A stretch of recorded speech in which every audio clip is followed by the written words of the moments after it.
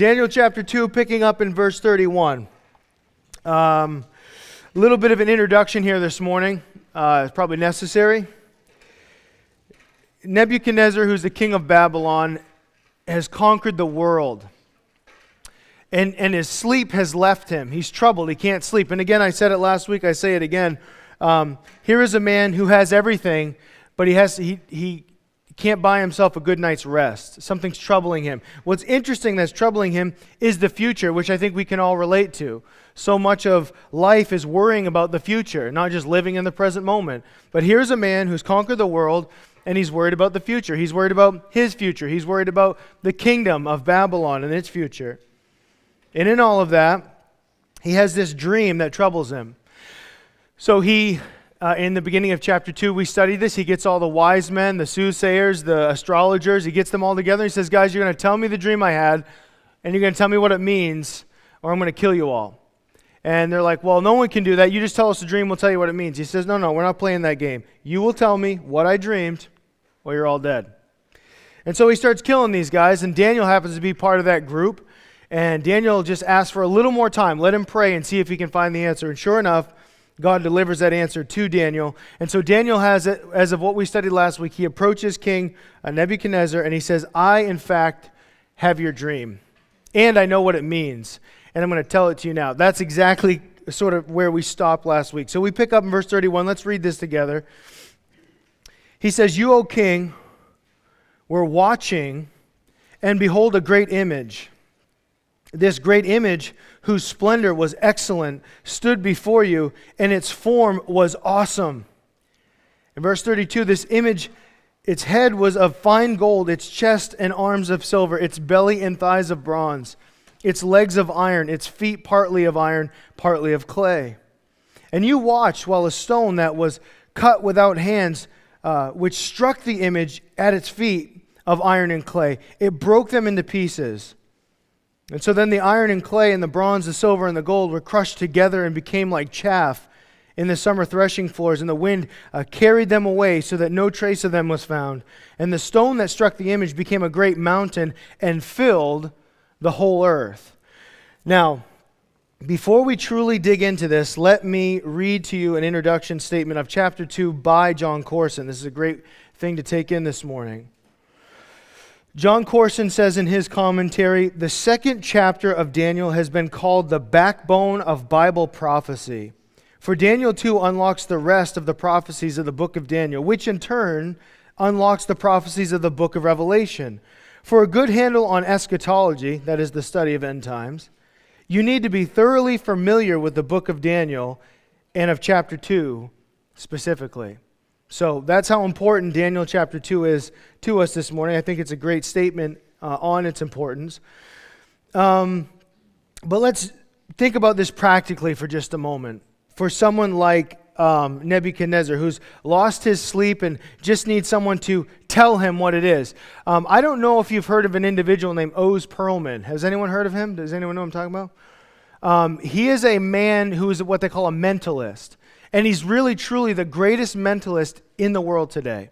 He is a guy who goes with the highest well-known celebrities, and he essentially does his tricks on them, only it would appear he can read their mind. Like, for example, he can tell people their PIN codes just by asking them a few questions. He can know the name that you're thinking in your head currently. But he admits in his own book, How to Read Minds, he says, I don't actually read minds. Full disclosure, I don't read minds. No one can do that. He says, I read people and their reaction, their responses. And he tells you flat out when you say, he says, think of a name. And he says, that name was a short name, wasn't it? 3 letters. How do you know? He says, the way your eyes bounced. He tells you, he's reading your body, not your mind. But I'm saying that because when that happens, when someone like Oz Perlman does that to a famous celebrity, they are blown away. How could anyone know my PIN code? How could anyone know the name I was thinking randomly in my head? But he can do it. And that stuff is so impressive and so awe-inspiring. It's so incredible to us. This is next level, though. I'll give you more of a personal example from myself. Once upon a time, I had my fortune told to me through tarot cards by a gypsy. It's weird, right? It was just a couple weeks ago, actually. No, I'm just kidding. That would be troubling, wouldn't it? No, the truth is, I should make it a little side note with that joke being said. That is stuff that is strictly forbidden by God in the Bible. That kind of forms of mediums and tarot card readings. So seriously, I was a teenager lost in darkness and sin. And I've talked about that in years past or throughout the years being here. I just want to remind you that my sister, who I talked to recently, my younger sister who goes to church here, she remembers looking at me in those days and she thought, God, please save Greg. Please wake him up. She's like, because if you can change Greg, you can change anybody. That's what my little sister said. Can you believe it? I wasn't that bad, was I? Oh, yeah, I guess I was. When you're getting your future read by a gypsy woman, I suppose you're kind of a weirdo, right? And that was me. There I was. And I had been around this lady enough. We were doing drugs, all sorts of things.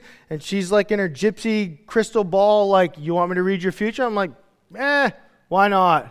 Kind of sounds kind of fun. And she laid out these cards, and one of them was an angel of light. One of them was an angel of darkness.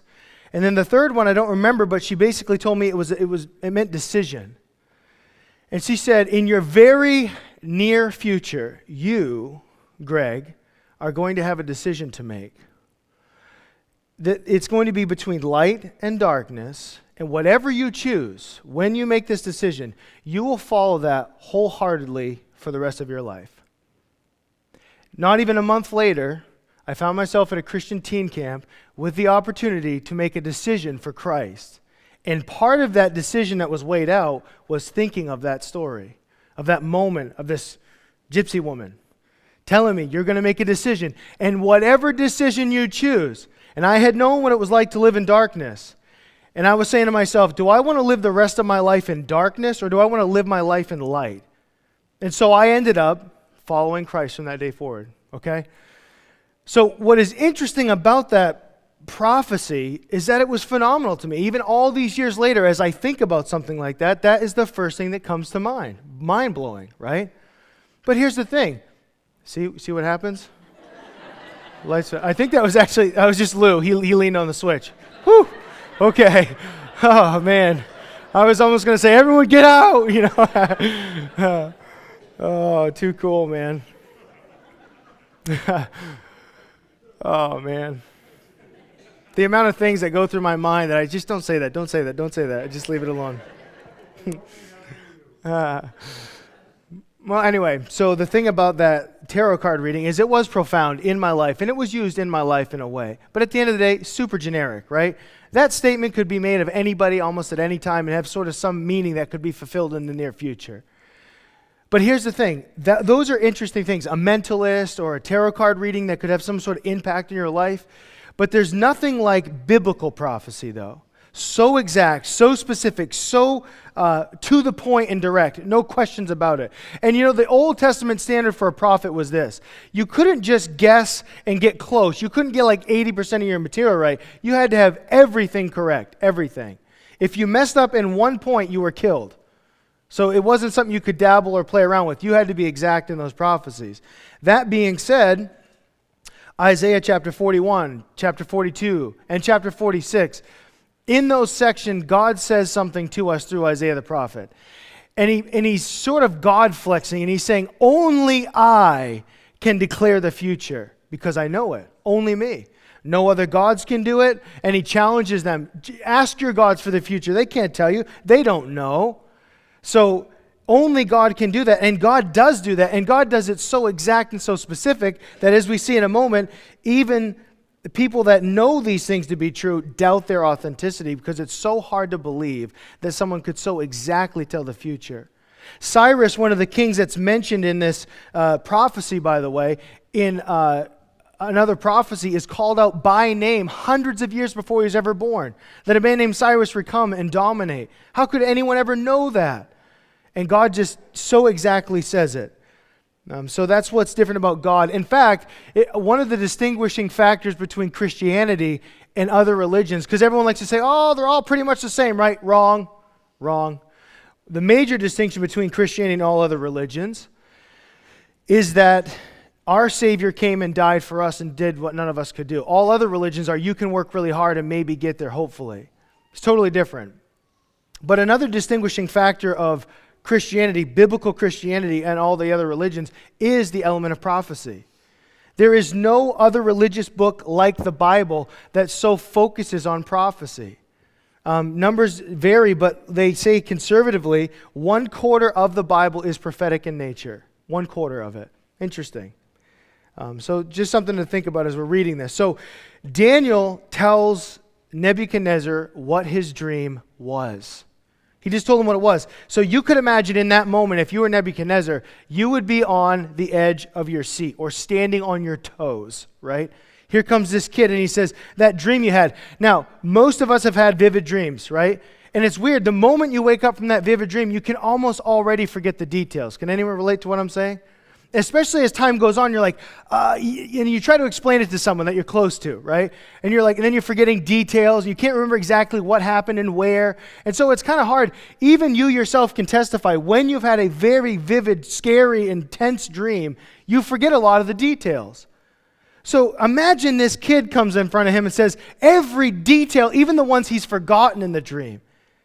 Do you think he has his attention, his full attention? He's blown away. He can't imagine. He's in awe of this.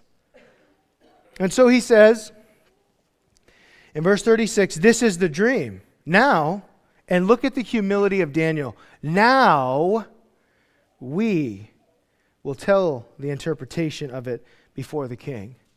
He includes his buddies who came to the prayer meeting, even though the Lord gave him the vision. A far cry from the man who delivered Daniel to the room. Remember last week?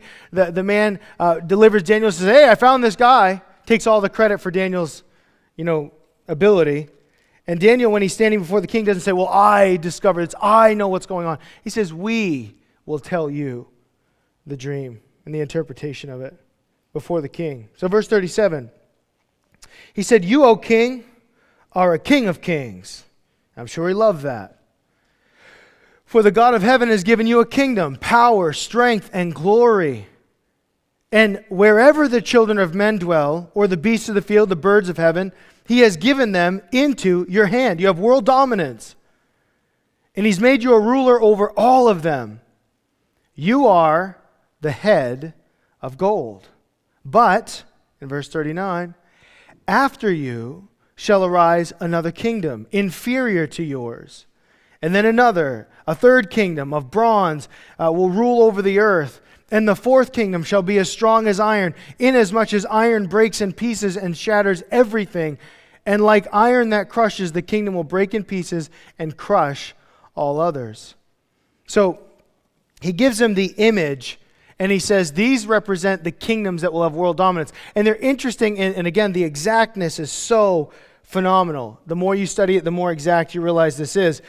For example, it's so exact that liberal theologians don't believe that Daniel actually wrote it as of when he wrote it. There's no way that Daniel could have prophesied this kind of vision. It had to have been something that was retroactive. And we could go on and on about how that's not the case, and how the book of Daniel, they believe, was written long after the time of Daniel is said to have believed to have been happened. And that's just craziness. In fact, the very language of Daniel speaks of someone that's steeped in Babylonian culture. This isn't someone that wrote it somewhere else later on. So we could go on and on about that. But it's so exact. And he starts with this: you are the head of gold. Now the guys will pull up an image just so you can get a sort of a computer version of what we're talking about here. So what we're looking at. And for us, it's just quickly written there, each kingdom that is being referred to. Obviously, the head of gold in Babylon, the arms and chest of silver in Persia, the torso is speaking of Greece that would come after, the legs of iron, Rome, and then the feet of iron and clay. Now, while you're looking at that, this is what's interesting about it. It was not just Persia, but the Medo-Persian Empire, which is interesting, and that's what I mean by the exactness of it. Two arms, two groups fighting together, the Medo-Persian Empire in one, representing the arms and the chest together. Greece, of course, and we'll talk about that in a moment, the center. And then Rome, again, would ultimately split up between east and west, the two legs. Isn't that fascinating? And then the feet, which we'll talk about all those things. So just to give you like sort of a representation of sorts on the image as we talk about it. Okay, now, he says to him, you are the head of gold. Nebuchadnezzar, you're the head of gold. Now, what is interesting is you look at that image, as it goes down, the metals become inferior in quality, but they become superior or greater in strength. So they're not as fancy and as superior as gold in its quality, but they're stronger each time it goes down all the way until you get to the feet, to the 10 toes. That's a very interesting concept we're going to dig into in a moment. But he says, Nebuchadnezzar, you are the head of gold. Again, this would take an immense amount of study. We could spend a lot of time in doing that, but we don't need to, other than to say, when he says it's pure gold, it's the idea of world dominance found in one leader, Nebuchadnezzar. All the other kingdoms that come after have cabinets and different cohorts that lead as well as the main ruler. Only Nebuchadnezzar had a pure, unadulterated power that was only his and his alone.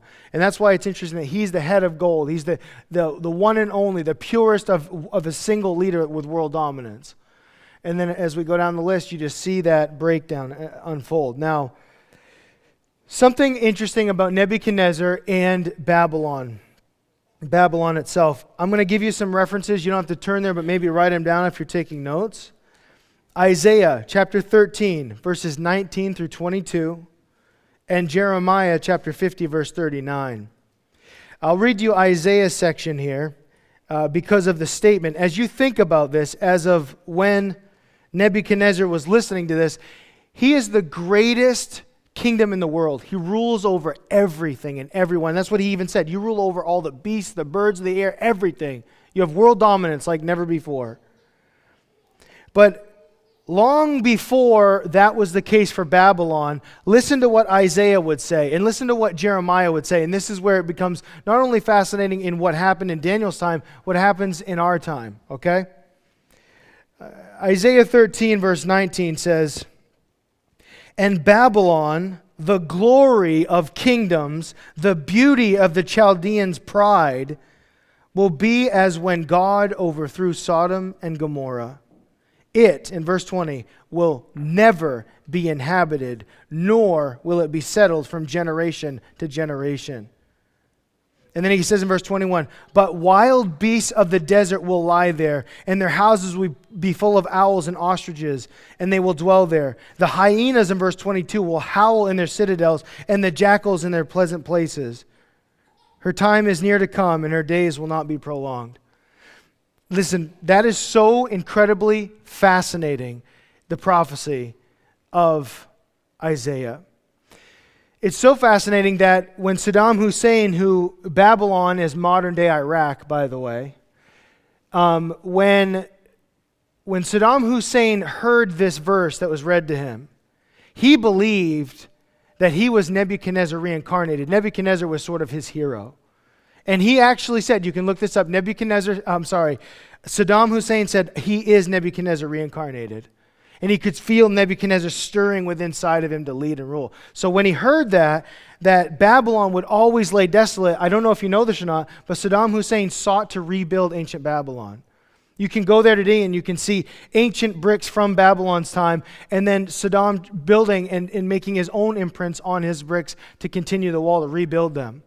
What's interesting with the Gulf Wars and the whole thing is that he was so interrupted. The best he could do was build a palace that never became inhabited. And so after his reign and rule was over, that exact area that he was trying to rebuild, the Babylon that we would think of in ancient times, never got rebuilt, never was finished. And even to this present day, 2026, right now, if you go there and spend the night, you'll hear jackals howling in that very city perimeter. The very place that God says will remain desolate from generation to generation, even right now, no one sought to rebuild it. Yet Saddam Hussein thought he could. He thought he would be the reincarnation of Nebuchadnezzar and rebuild the glory of Babylon. Now, you should know this if you don't. Babylon is the second most named city in the Bible. What's the first one? You guys must know. Jerusalem, of course. But outside of Jerusalem, the most named and mentioned city outside of Jerusalem is Babylon. It goes all the way back to the early pages of Genesis. That Babel came from when they were trying to build a tower unto heaven in defiance of God, and God struck them and they spoke different languages, and that's where the word Babel comes from. Babylon, the city or the kingdom of Babel. And not only that, as you get to the book of Revelation, there is a Babylon is going to be reborn once again. We're not necessarily going to do this today. We might do it in further studies in Daniel. But there is imagery outside of European Union buildings and stuff. It's unreal. You can look it up. Of Babylon and beast, like the book of Revelation describes, a woman riding a beast and all these kinds of things. They have in certain parliament buildings, the seat number 666 is reserved for a future leader. There's so many things that we could go on and on and on about. But all that to say, Babylon will show up, and it will be the final world economic system once again. It's a strange thing. It's just like we see Saddam trying to reincarnate that whole principle. In the final days, an economic system under the Antichrist will be called Babylon, Great Babylon once again, and she will be destroyed once again. I think the demons that have been involved in human history have a sick fantasy and a love and a lust for that kind of thing, to put on old culture back into the society. I think it makes so much sense to me. But at any rate, I say that because back here in Daniel chapter 2, he says, you're the head of gold. You are the head of gold, which is crazy to think that how are you going to take a person from world dominance like had never been known before in Nebuchadnezzar and say of him, he will be obliterated and where he is living will never be inhabited again. It's mind-blowing. But you have to understand, Nebuchadnezzar is walking around his kingdom and thinking he's the big hog, right? He's the big, no one's ever going to conquer like I've conquered. And God's going to show him that is far from the truth, man. You are going to come and you are going to go, and kingdoms are going to come and they're going to go. And there's only one kingdom that lasts throughout all of time that's going to be the final kingdom, and that's the Lord Jesus Christ and his kingdom, right? Now, I just say take a time out real quick, and I'm going to say something patriotic in a few minutes there, I suppose, or political maybe, but I love America, right? I told you guys I had a flag, my big flag. Remember I told you I had a big flag once upon a time?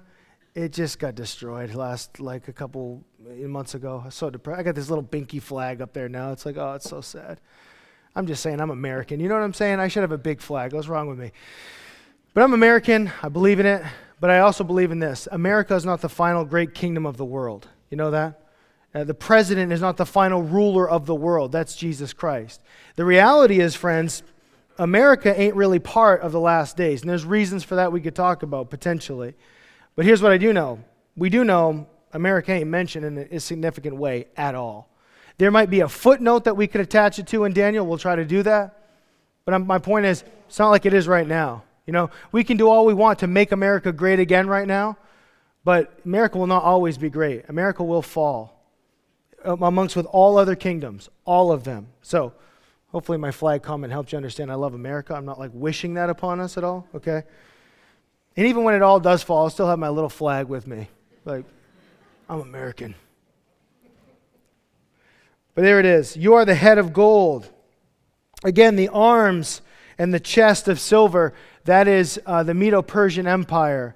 The belly is of bronze is Alexander the Great. And again, interesting that these kingdoms, their primary metal source would even be that of silver or bronze or iron, like with Rome's case.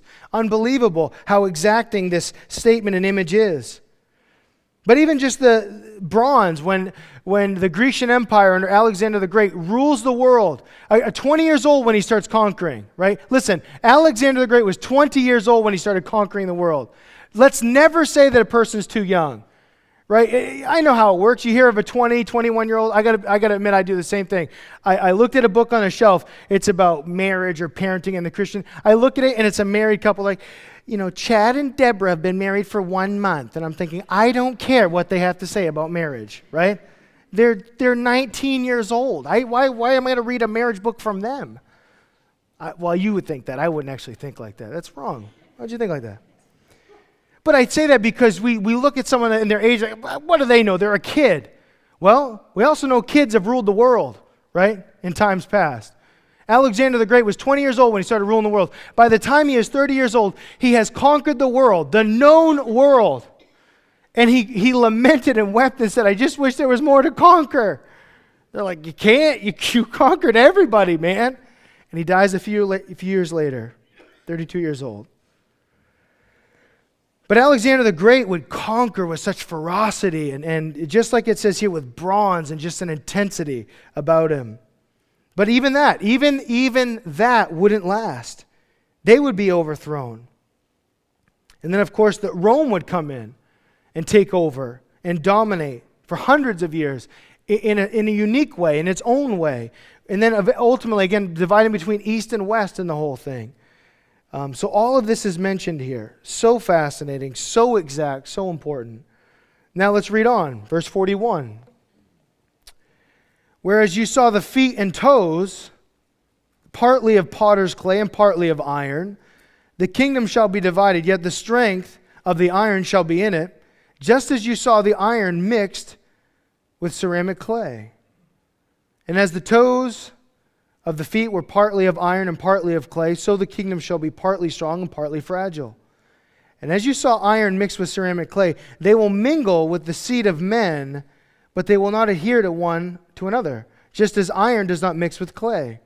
And in the days of these kings, the God of heaven will set up a kingdom which will never be destroyed, and that kingdom shall not be left to other people. It shall break in pieces and consume all these kingdoms, and it shall stand forever, inasmuch as you saw that stone that was cut of the mountain without hands, and that it broke in pieces the iron and the bronze, the clay, the silver, and the gold. The great God has made known to the king what will come to pass after this. The dream is certain, and its interpretation is sure.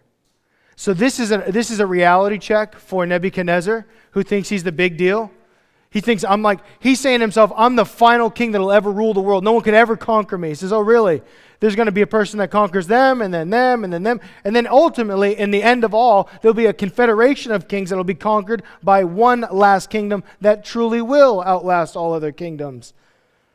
But that's not his kingdom. His kingdom's a head of gold. This is why, a little segue, I'll probably mention it again next week in chapter 3, I mean. He builds an image of gold and has everyone worship it. What is he saying? No, my kingdom will stand forever. No, it won't. And anyone that doesn't pay allegiance to him will be killed, right? And of course, most people just bow down and play the game with him, which was so much for us to consider there. But my point is, he hears this and he hears that you are not the final kingdom of the world, man. A lot of other things going to come in after you. You're not the end-all, be-all sort of thing. Now, as far as verse 42, the toes and the feet that were partly of iron, partly of clay, this is so fascinating in so many ways. We've seen these other kingdoms come in world dominance, and some have even attached the idea, it's important, that these are kingdoms that had world dominance and oversaw the Jewish state of Israel, which is fascinating to think about. And only until modern times have we seen a modern state of Israel that could be conquered once again. So it's a fascinating thought. Now, I'm cutting to the quick today. I'm not giving a lot of references other than to say some biblical facts and truths. And we'll dig into these in the future. But what we're talking about with the final kingdom that we have yet to see is the feet and the toes that were iron mixed with clay.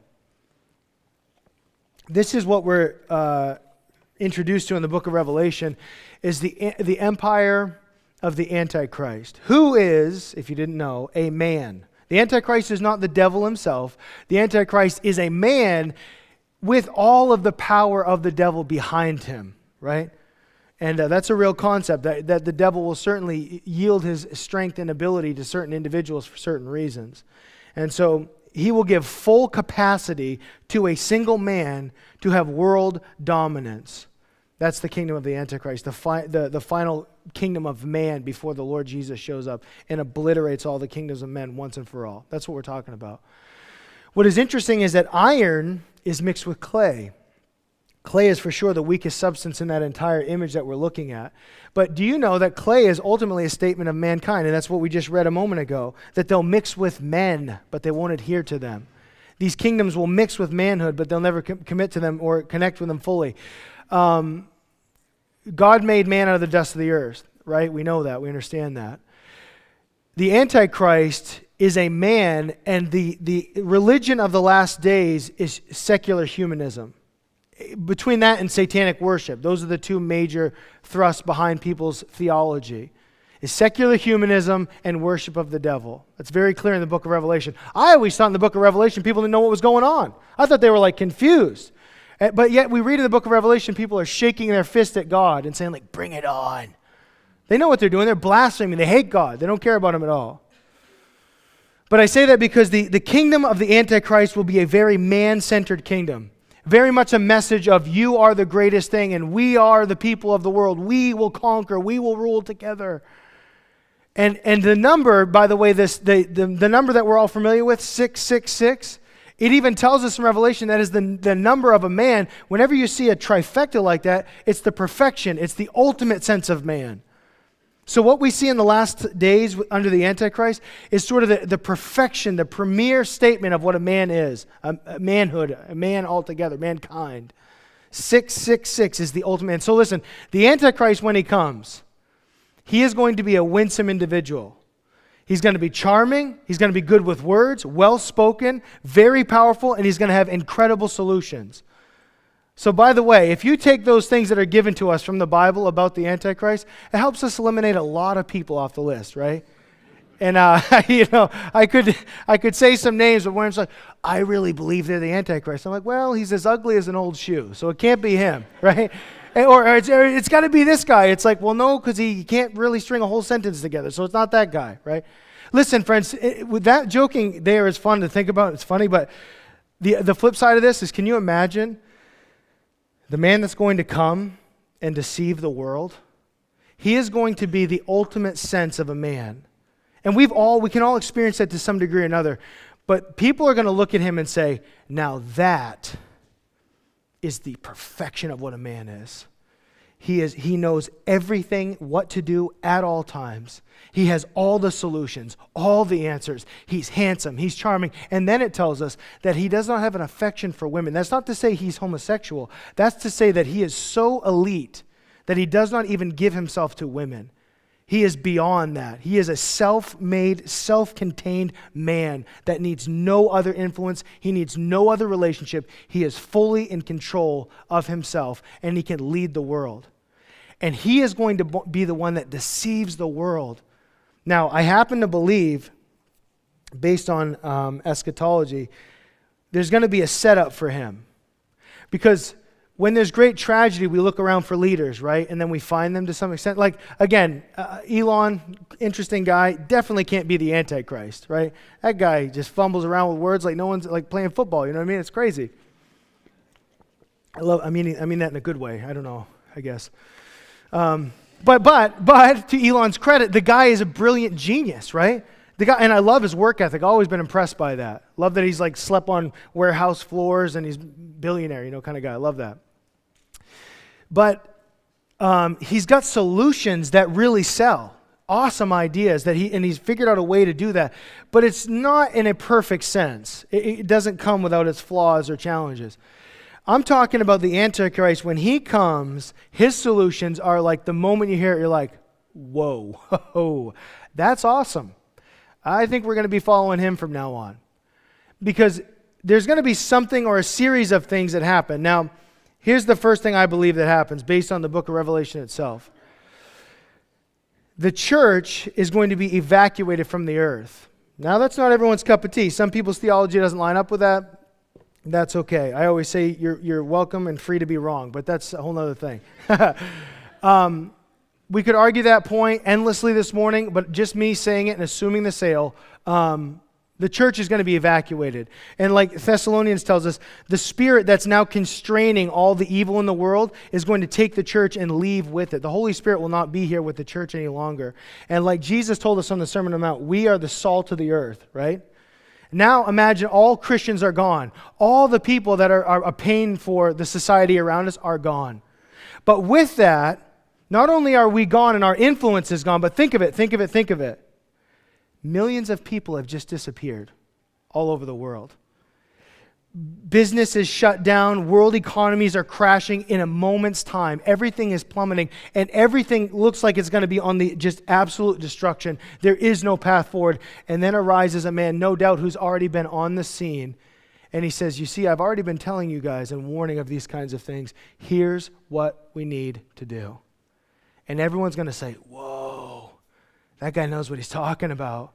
He's good. He's smart. He's slick.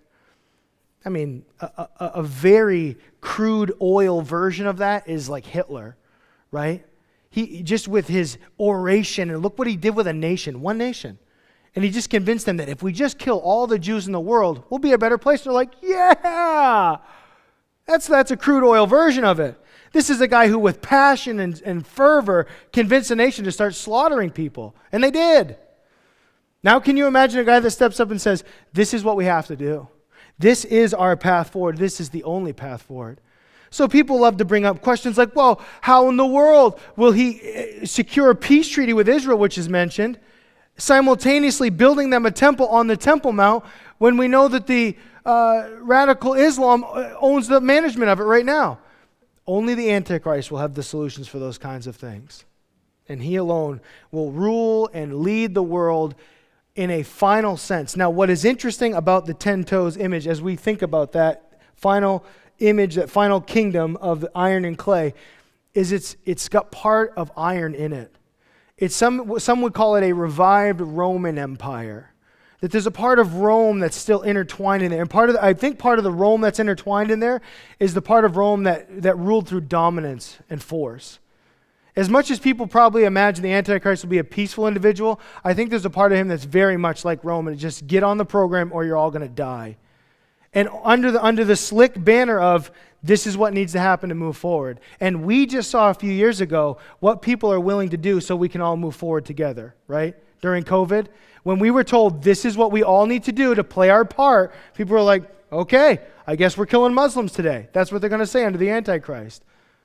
It's going to be just brutal. I think part of Rome that's involved with the Antichrist kingdom is sort of the strength and the force that's going to come with the Antichrist. But again, mixed with clay. And here's the deal. The Antichrist will have dominance, as we just read in this image. But he will mix with men, but they won't adhere to him and he won't adhere to them. There will be a treaties, a confederation with 10 other nations. But they will not actually merge together. Can you imagine they'll have a pseudo-unity, but it won't be real? That the Antichrist promises, hey, we're all in this together. And they're like, oh, yeah, sure. But they don't adhere together. It's impossible. They're on their own programs. And that's the thing, when you have 10 different nations and the 10 different toes, they've all sort of got their own version of how they like things to go.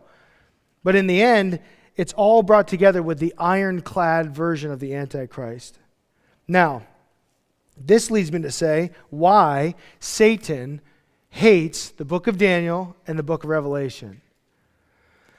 The book of Revelation is the only Bible, as you read chapter 1, the only Bible with a promise attached to it. Do you know that? Not only a promise, a blessing attached to it. That if you read this book, you will be blessed. You'll be blessed if you read this book.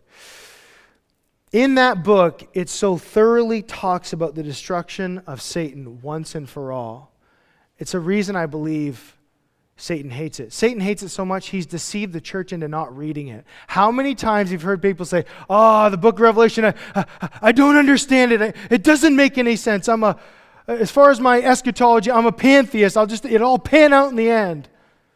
You ever heard that? I've heard that. I'm not worried about it. God will take care of those things, but I just can't understand the book of Revelation because I believe there's a real enemy that doesn't want us to understand the book of Revelation. Though it could be understood, because in the first chapter, unlike any other book in the Bible, it gives us a key to understand it. Isn't that phenomenal? The one book of the Bible that gives you a key to understand it, like, I don't know. You don't know. It's got a key in the front that unlocks the door. But again, why is that? That's not just by chance, friends. That's a demonic thing, because in that book specifically, and in Daniel, there is a statement that Satan will be overcome. Speaking of the Antichrist and Satan, he will rally the world multiple times to come against God and fight. Now, how foolish to think of that. Could you imagine if I went weird on you with a big tinfoil hat and said, guys, I just realized we got to fight against God. And I actually convinced you to do it. I mean, how crazy is that? Do you think we're going to fight against God? Yeah, we're going to get at the dog park in Belfast. It's a solid plan, trust me. And when God comes down, we're going to fight him and we're going to overthrow him and we're going to take over the universe. And the world's population will do it. They're like, okay.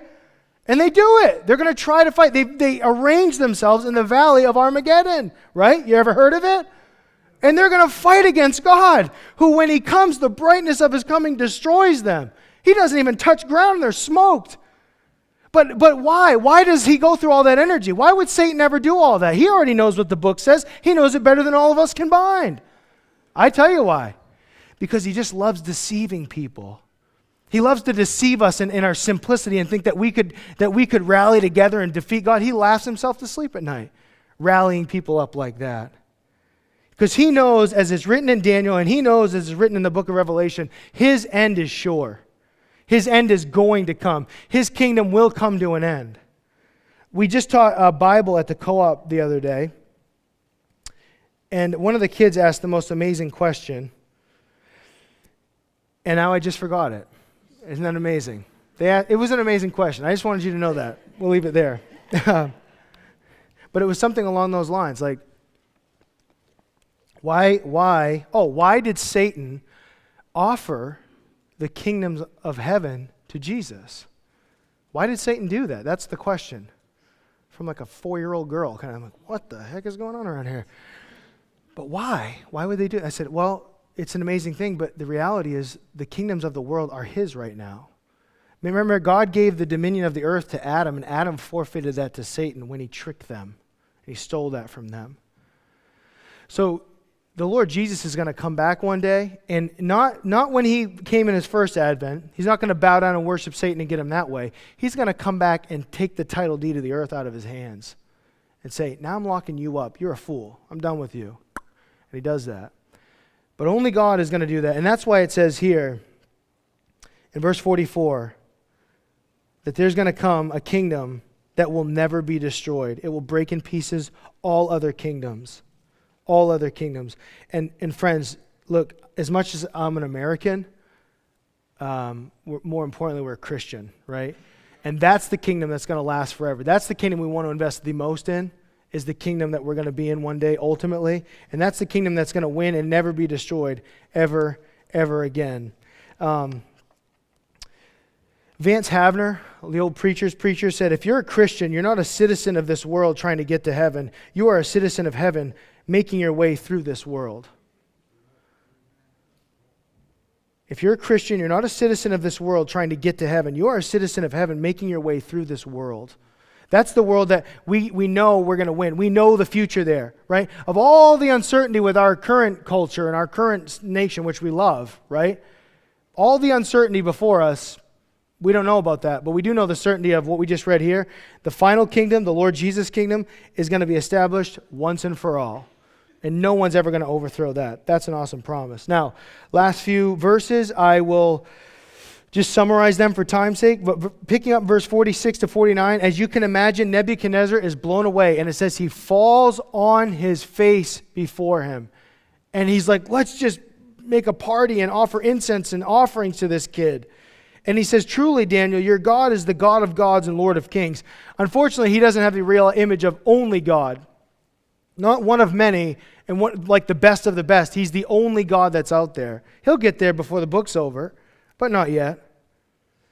And I just point this out to you in verse 48 and 49. This is sort of our last few thoughts. Is that it says that Daniel was promoted and given many gifts. And he was made a ruler over the whole province of Babylon, and the chief administrator over all the wise men of Babylon. And then, of course, his buddies Shadrach, Meshach, and Abednego over the affairs of the province of Babylon. Now, there's two things I want to say. Two things. One, and just call this overtime in this sermon right now. Can we, how exciting overtime can be? We're in overtime. Where's he going to go with this? Okay. Two things. It's verses like these that I hope sets us all free. Now, I think we're in good company in this church at this point. There's hardly a person in this room, hardly, there might be a few, that would think something against the statement I'm about to make, but it's this, that these guys were raised up and put in positions of leadership in the nation of Babylon. You know what they did not say to him, what people in the church would say today? We can't do that. We're men of God. We can't be involved with that kind of sin and evil. Now, if that doesn't sound crazy, here's the modern American version of that is the church shouldn't be involved with politics. Guys, I used to think that was a cute statement. Now I'm just annoyed by it flat out. I just can't. You answer me this. Where did that statement come from? It didn't come from studying the scriptures, what I'm going to tell you right now. From the book of Genesis all the way through, so many of the characters that we know were so involved with the kingdoms of the world. Right?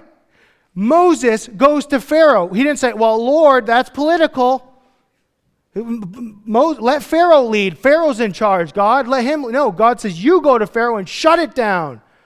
And then Joseph. Oh, that's right. Joseph was number 2 over all of Egypt, like kind of politically involved. So then ask ourselves, so is it okay for individual Christians to be involved with politics, but not the church as a corporate whole?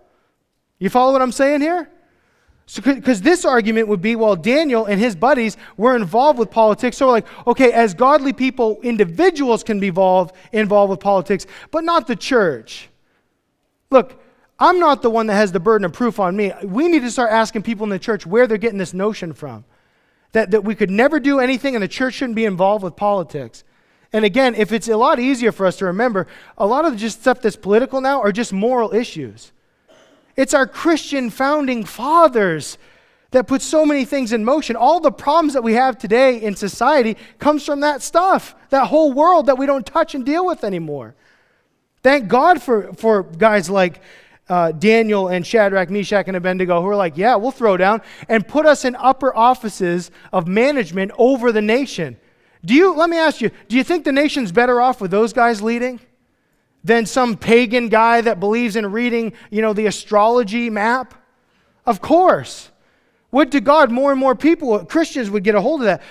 2 characters. I'll give you 2 examples. Man, this is overtime. And overtime is short quarters, right? So I can't go long here. Here's the deal. Jesus himself.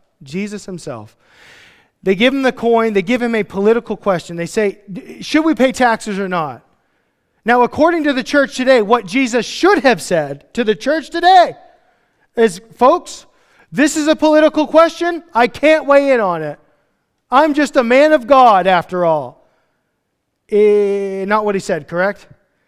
He said, you pay unto Caesar what is Caesar's, you give unto God what is God's. He answers a political question. Ask a pastor a political question. Oh, I can't do that. I'd split up the church. How about you just answer the question, man? Where does that line get drawn? Because if you start there, it goes to, well, I can't really speak into people's sexual lives because it's not really my realm. Of course it is. It's in the Bible, man. Over and over we could go. My favorite to consider, it's actually a real challenging one for us, is John the Baptist. Do you remember why he got beheaded? Why he got detained by Herod? Because when Herod walked by, he called him out. He said, you can't be living with her. That's sinful. That's wrong, man. Here's the thing I'm telling you. John the Baptist would have never been detained or beheaded if he didn't say something politically charged to a person, or what would be today considered political. But he was calling out a moral issue in a political person's life, is what John the Baptist was doing. So where is that in the church, friends? You see what I'm saying? This debate is, should politics be in church or not? It just grieves my heart. And I'll say it like this. As you see over the months, we try to bring people in, sign things, and try to help out in that way, correct? And sometimes, I have to draw the line because we get solicited all the time for different things, political stuff being one of them. But one of the things I tell myself is well, surely there's other churches out there that will pick up slack and do this as well. No, we can't. We don't want to have people signing things like that to get men out of women's sports. We don't want to have that kind of stuff in church. It's too political. And so if the church is silent on that stuff over and over and all over the place, it's a tragedy. It's a devastation. So I end on the most miserable note there, don't I, if I say that? So all I got to say is, listen, friends, as you talk to your Christian friends, do not let them get away with it.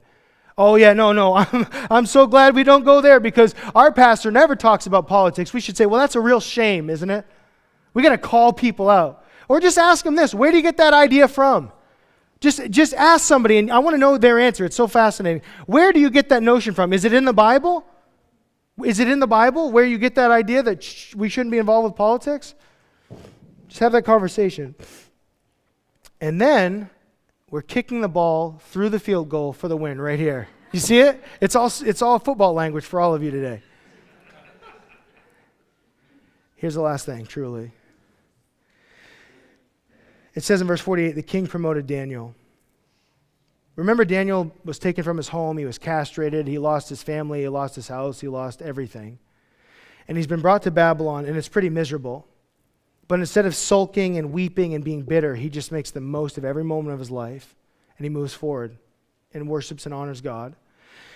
And this moment comes in his life, and he does it faithfully in such a degree that Nebuchadnezzar will raise him up to be a premier leader in the nation.